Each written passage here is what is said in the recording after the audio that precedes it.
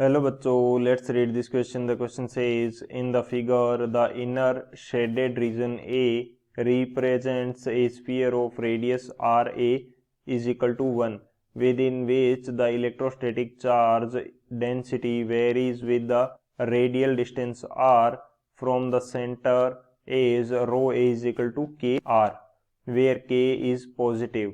In the spherical shell B of outer radius RB, the electrostatic charge density varies as rho b is equal to 2k by r. Assume that dimension care of all physical quantities are in their SI units. Which of the following statement is are correct? Option first, if RB is equal to under root 3 by 2, then the electric field is 0 everywhere outside B. Option second, if RB is equal to 3 by 2, then electric potential just outside B is K by epsilon naught. Option C, if RB is equal to 2, then the total charge of the configuration is 15 pi K. Option fourth, if RB is equal to 5 by 2, then the magnitude of electric field just outside B is 13 pi K by epsilon naught. तो इस question के अंदर हमसे क्या बोला गया है कि एक हमारे पास आर ए रेडियस का शेडेड पोर्शन है और एक हमारे पास आर बी रेडियस का उसके आउटर पोर्शन है। आर ए रेडियस और आर बी रेडियस के अंदर जो चार्ज डेंसिटीज हैं उनकी वैल्यू अलग अलग है, तो उसके अकॉर्डिंग हमें गिवन ऑप्शंस में से चूज करना है कि करेक्ट ऑप्शन कौन सा है। तो बात करते हैं की कंसेप्ट की। तो की कंसेप्ट की यदि बात करें तो इस क्वेश्चन के लिए की कंसेप्ट हमारे पास क्या होगा? की कंसेप्ट हमारे पास ये होगा, सबसे फर्स्ट की कंसेप्ट के अंदर डिस्कस करते हैं कि कोई पॉइंट चार्ज है तो उसके कारण इलेक्ट्रिक फील्ड कितना होता है। इलेक्ट्रिक फील्ड E जो है due to a point charge, due to a point charge, due to a point charge, point charge के कारण इलेक्ट्रिक फील्ड कितना होगा। यदि मैं मान लेता हूं कि मेरे पास यहाँ पे कोई पॉइंट चार्ज Q है और इससे d डिस्टेंस के ऊपर मैं इलेक्ट्रिक फील्ड फाइंड आउट करता हूं, तो इस इलेक्ट्रिक फील्ड की वैल्यू क्या होगी? ये इक्वल होगा के क्यू बाई डी स्क्वेयर के क्यू बाई डी स्क्वेयर। के बेसिकली यहाँ पे किसके इक्वल होता है? के की जो वैल्यू होती है वो 1/4 पाई एप्सिलॉन नॉट के इक्वल होती है। तो ये हमारे पास क्या आएगी? इलेक्ट्रिक फील्ड ई की वैल्यू आएगी। एक तो ये हमारा की कंसेप्ट हो जाएगा। सेकंड की कंसेप्ट हमारे पास क्या रहेगा कि जो रो है हमारी वो क्या होती है? Volume charge density. तो हमें यहाँ पे क्या दिया गया है कि वॉल्यूम चार्ज डेंसिटी दी गई है अलग अलग रीजन की अलग अलग। तो उन वॉल्यूम चार्ज डेंसिटीज की हेल्प से हम लोग फाइंड आउट कर लेंगे कि इस पूरे रीजन का R A and R B जो दोनों हैं उनका टोटल चार्ज कितना है। फिर उस चार्ज को हम पॉइंट चार्ज की तरह बिहेव करता हुआ मानेंगे और उसके अकॉर्डिंग इलेक्ट्रिक फील्ड की इंटेंसिटी फाइंड आउट कर लेंगे। तो सेकंड जो है हमारे पास वॉल्यूम चार्ज डेंसिटी, वो किस प्रकार से फाइंड आउट करते हैं वो देख लेते हैं। Volume charge density, volume charge density जो होती है इसको रिप्रेजेंट किया जाता है रो से और इसकी वैल्यू होती है चार्ज बाई एरिया। चार्ज हमारे पास मैं मान लेता हूँ कि क्यू है, सॉरी चार्ज बाई वॉल्यूम होती है। चार्ज बाई क्या होती है? वॉल्यूम। चार्ज मैंने क्या मान लिया? क्यू। और वॉल्यूम जो हमारे पास होता है वो क्या रहता है? ये रहता है area into thickness, area into thickness. ये हमारे पास क्या रहेगा? रो, यानी कि वॉल्यूम चार्ज डेंसिटी रहेगी। तो ये दो हमारे की कंसेप्ट रहेंगे। इन दोनों की कंसेप्ट की हेल्प से हम फाइंड आउट कर पाएंगे, हमारा जो गिवन डाटा है उसकी हेल्प से हम गिवन ऑप्शंस के अकॉर्डिंग वैल्यू फाइंड आउट कर पाएंगे। तो बात करते हैं सॉल्यूशन की। तो सॉल्यूशन की यदि बात की जाए तो हमारी अप्रोच क्या होगी इस क्वेश्चन को सोल्व करने के लिए कि हम टोटल चार्ज फाइंड आउट कर लेंगे दोनों रीजन्स के कारण, और उस चार्ज की हेल्प से हम लोग प्रत्येक पॉइंट पे जहां पे भी हमें इलेक्ट्रिक फील्ड फाइंड आउट करना है वो हम फाइंड आउट कर लेंगे। तो मैं बात करता हूं कि total charge due to both region, total charge due to both region, due to both region. तो दोनों रीजन्स के कारण कितना चार्ज होगा वो मैं फाइंड आउट कर लेता हूं। तो हमारे पास सरफेस वॉल्यूम चार्ज डेंसिटी जो दी गई है उससे हम चार्ज फाइंड आउट कर सकते हैं। तो चार्ज की वैल्यू हमारे पास क्या आएगी? Volume charge density into volume, volume हमारे पास क्या होगा? Area into thickness, area into thickness, इसकी इक्वल आएगा। तो यहाँ पे मैं अप्लाई कर देता हूँ, यहाँ पे मैं टोटल चार्ज को मैं क्या मान लेता हूँ, क्यू मान लेता हूँ, टोटल चार्ज क्यू है। और जो रीजन है आर ए रेडियस का जो रीजन है उसके लिए हमें वॉल्यूम चार्ज डेंसिटी कितनी गिवन है, रो ए गिवन है। और उसकी एरिया कितना होगा हमारे पास, ये हो जाएगा 4 pi R a square into thickness हमारे पास कितनी है, थिकनेस में मान लेता हूं कि डी आर जो है वो इसकी क्या है, थिकनेस है। ओके, और प्लस हमें चार्ज किसके कारण मिलेगा, जो बी आर बी रेडियस का रीजन है उसके कारण, उसकी सरफेस चार्ज डेंसिटी कितनी है, सॉरी वॉल्यूम चार्ज डेंसिटी कितनी है, रो बी। उसका एरिया हमारे पास क्या होगा 4 पाई, और उसकी रेडियस हमें दी गई है आर, तो 4 पाई आर स्क्वेयर। और इसकी थिकनेस भी मैं मान लेता हूं कि सेम थिकनेस डी आर का है। अब ये थिकनेस मैंने स्मॉल थिकनेस ली है डी आर मैंने क्या ली है, स्मॉल थिकनेस, डी आर मैंने ली है स्मॉल थिकनेस। अब यदि मेरे को आर ए रेडियस का जो टोटल रीजन है उसके कारण मेरे को टोटल चार्ज फाइंड आउट करना है, तो मुझे इसको इंटीग्रेट करना होगा। तो मुझे इसको पहले तो ये डी क्यू होगा, अब तक तो ये डी क्यू है, जब मैं इसको इंटीग्रेट कर दूंगा इन दोनों को तो मेरे पास ये वैल्यू क्या हो जाएगी, इसको भी इंटीग्रेट करना होगा। तो ये तो जीरो से क्यू हो जाएगा, ये तो जीरो से क्यू हो जाएगा। और इसकी जो रो ए वाला पोर्शन है यानी कि आर ए रेडियस का पोर्शन है, इसकी वैल्यू कहां से कहां तक है, जीरो से आर ए तक। आर ए की वैल्यू मेरे पास कितनी है, 1 दे रखी है क्वेश्चन के अंदर। और जो आर बी वाला रीजन है वो कहां से कहां तक है, आर बी वाला रीजन है हमारे पास आर ए से लेकर आर बी आउटर तक। तो आर ए की वैल्यू 1 है और यहां से ये मेरा कितना है, आर बी है। जस्ट अब मेरे को इसको इंटीग्रेट करना है और मेरे पास टोटल चार्ज की वैल्यू आ जाएगी। जब मैं इसको इंटीग्रेट करूंगा तो डी क्यू क्या हो जाएगा मेरा, डी क्यू तो जो है हमारा वो टोटल चार्ज क्यू के अंदर चेंज हो जाएगा। और रो ए की वैल्यू हमारे पास कितनी गिवन है, के आर गिवन है। और ये क्या हो जाएगा 4 pi R a square dot D R, ये वैल्यू मेरे पास होगी। और इंटीग्रेशन की लिमिट क्या है, 0 से 1 है। प्लस रो बी की जो वैल्यू है वो मेरे को कितनी देर की है, 2k/r। और ये क्या है 4 pi R square dot D R, ये वैल्यू है। और इसकी लिमिट मेरे पास कितनी है, 1 से आर बी है। इसकी लिमिट मेरे पास कितनी है, 1 से आर बी।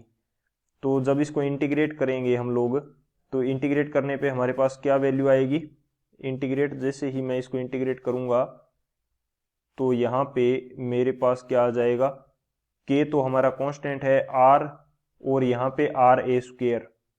तो आर और आर ए फर्स्ट रीजन के लिए हमें दे रखा है, तो ये भी तो मेरा क्या होगा, आर ही होगा। यानी कि मैं क्या कहना चाह रहा हूं कि ये जो आर ए है वो भी तो मेरा आर ही है फर्स्ट रीजन के लिए, उसी की रेडियस पे तो ये चार्ज डेंसिटी डिपेंड करेगी। तो इसको भी मैं क्या लिख सकता हूँ, आर की फॉर्म में। तो आर इंटू आर स्क्वेयर ये मेरा कितना हो जाएगा, आर क्यूब। और जब मैं इसका इंटीग्रेशन करूंगा तो ये मेरे पास क्या हो जाएगा, के 4 पाई, और इंटीग्रेशन करने पे हो जाएगा आर स्क्वेयर बाई 4। और इसकी अपर लिमिट और लोअर लिमिट क्या हो जाएगी, 0 और 1, प्लस 2k/r, 2k/r। तो एक आर से यहां से एक आर कैंसिल हो जाएगा। और जब इसको इंटीग्रेट करेंगे तो ये हो जाएगा 8 पाई, और यहाँ पे बच जाएगा आर स्क्वेयर बाई 2। और इसकी अपर लिमिट और लोअर लिमिट क्या हो जाएगी, अपर लिमिट हो जाएगी आर बी, और लोअर लिमिट मेरे पास क्या हो जाएगी, लोअर लिमिट हो जाएगी मेरे पास 1। तो अब ये अपर लिमिट और लोअर लिमिट जस्ट मेरे को पुट करनी है और मेरे पास टोटल चार्ज आ जाएगा।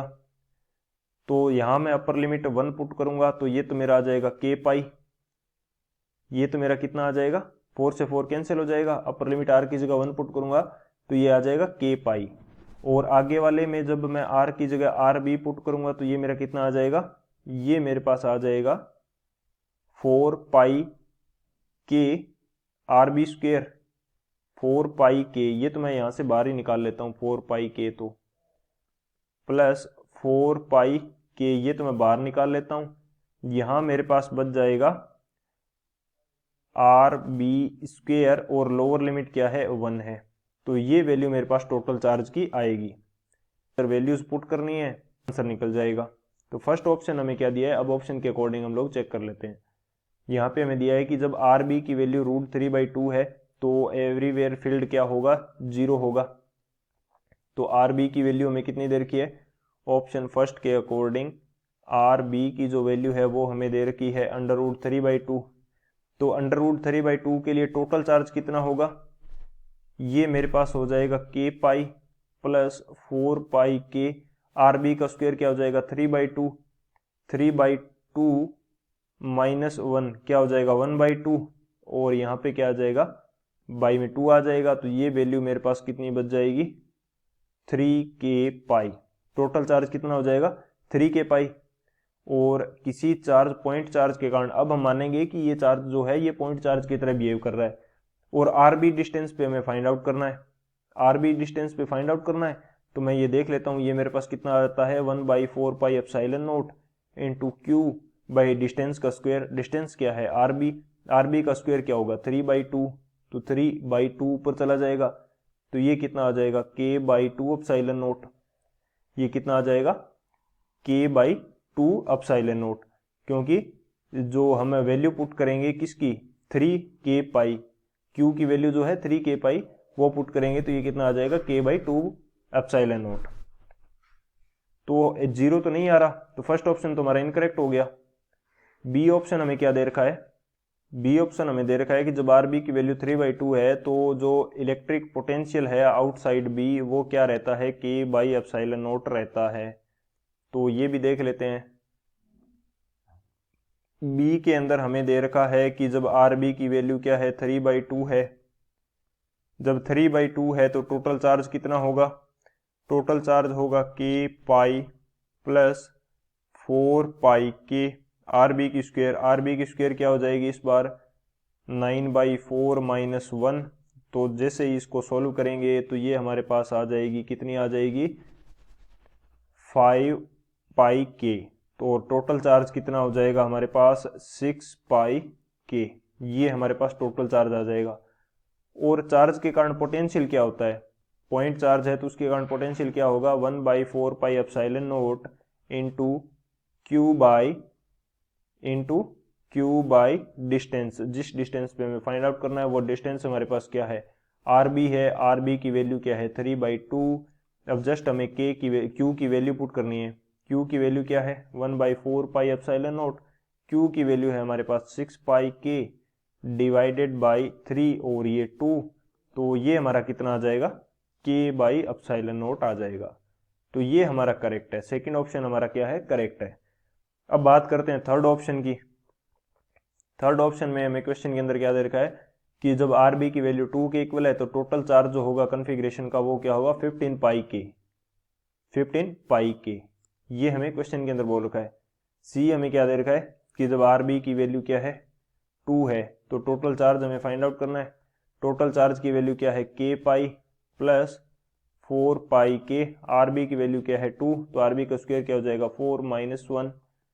तो ये हमारे पास निकल के आएगा 13 पाई के। हमें क्वेश्चन के अंदर दे रखा है 15 पाई के, लेकिन ये कितना आ रहा है 13 पाई के, तो ये भी इनकरेक्ट हो जाएगा। अब एक चीज यहाँ पे ध्यान रखने वाली बात है कि आर बी के जस्ट आउटसाइड का बोल रहा है। जस्ट आउटसाइड का मतलब है कि जहाँ पे आर बी खत्म हो रही है, तो हम आर बी तक फाइंड आउट करके देख रहे हैं कि वैल्यू करेक्ट आ रही है या नहीं आ रही। तो ये हमारी 3 पाई की क्या है इनकरेक्ट आ रही है।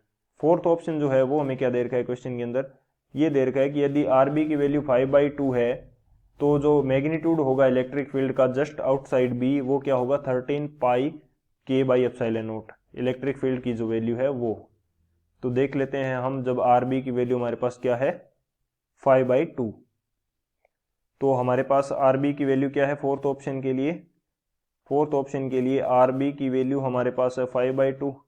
5/2 है तो टोटल चार्ज कितना आ जाएगा, ये हमारे पास आता है k पाई प्लस हमारे पास क्या है 4k पाई और R B square. R B की वैल्यू क्या है 5/2 और आर बी का स्क्वेयर कितना हो जाएगा 25/4 माइनस 1। तो जब इसको सॉल्व करेंगे तो q की वैल्यू हमारे पास कितनी निकल के आएगी ये वैल्यू हमारे पास निकल के आ जाएगी कितनी, 22 पाई के, 22 पाई के। अब हमें क्या फाइंड आउट करना है, इलेक्ट्रिक फील्ड, इसकी वैल्यू क्या होती है 1/4 pi epsilon not into Q, Q की वैल्यू क्या है 22 पाई के, और डिस्टेंस का स्क्वायर, डिस्टेंस हमारे पास कितनी है आरबी, आरबी का स्क्वायर यानी कि 25/4, तो ये 4 चला जाएगा ऊपर और ये वैल्यू हमारे पास निकल के आ जाएगी 22/25 के बाई एप्सिलॉन नॉट।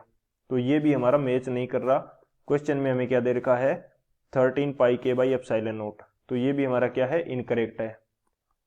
तो यहाँ से तो केवल हमारा एक ऑप्शन करेक्ट आ रहा है, जो सेकंड ऑप्शन है वो हमारा करेक्ट आ रहा है। तो कौन सा ऑप्शन करेक्ट हो जाएगा, जो ऑप्शन बी है वो हमारा करेक्ट हो जाएगा। So option B is the final answer. I hope you understood it well, best of luck, thank you.